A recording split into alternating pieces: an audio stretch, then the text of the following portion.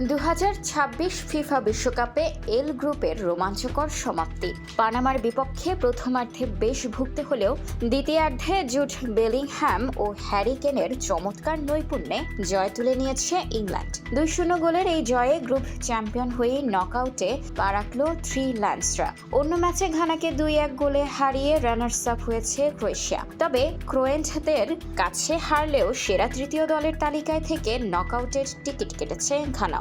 New ইয়র্কের মেটালাইফ স্টেডিয়ামে পানামার রক্ষণ ভাঙতে প্রথমার্ধে বেশ বেগ পেতে হয় ইংল্যান্ডকে। তবে গোল শূন্য সমতার পর ডেডলক ভাঙেন জুড বেলিংহ্যাম। ম্যাচের 62 মিনিটে তার চোখ ধাঁধানো গোলে লিড পায় ইংলিশরা। এর ঠিক 5 মিনিট পর অর্থাৎ 67 মিনিটে অধিনায়ক হ্যারি কেন গোল করে দলের ব্যবধান দ্বিগুণ করেন। 2-0 ব্যবধানের এই জয়ে 2 জয় ও 1 ড্রয়ে 7 পয়েন্ট নিয়ে গ্রুপ সেরা ইংল্যান্ড।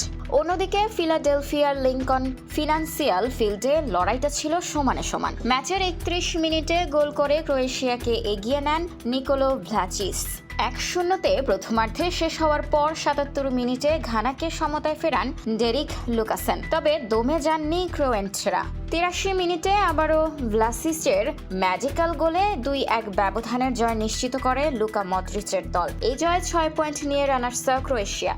পয়েন্ট টেবিলের 3-এ থাকলেও 4 পয়েন্ট নিয়ে নকআউটে যাওয়ার স্বস্তি এখন ঘানা শিবিরে। 2010 সালের পর এই প্রথম বিশ্বকাপের নকআউট পর্বে জায়গা করে নিল আফ্রিকার এই ব্ল্যাক স্টাররা। সমীকরণ অনুযায়ী শেষ 32-এর লড়াইয়ে রানার্স আপ ক্রোয়েশিয়ার প্রতিপক্ষ হবে কে গ্রুপের রানার্স আপ দল, আর 4 পয়েন্ট পাওয়া ঘানা মুখোমুখি হবে কে গ্রুপের চ্যাম্পিয়নের। অন্যদিকে শূন্য হাতেই বিশ্বকাপ থেকে বিদায় নিতে হলো পানামাকে। নকআউটের মহাযুদ্ধে ইংল্যান্ড, ক্রোয়েশিয়া ও ঘানা এই 3 পরাশক্তি কত দূর যাবে সেটাই এখন দেখার বিষয়।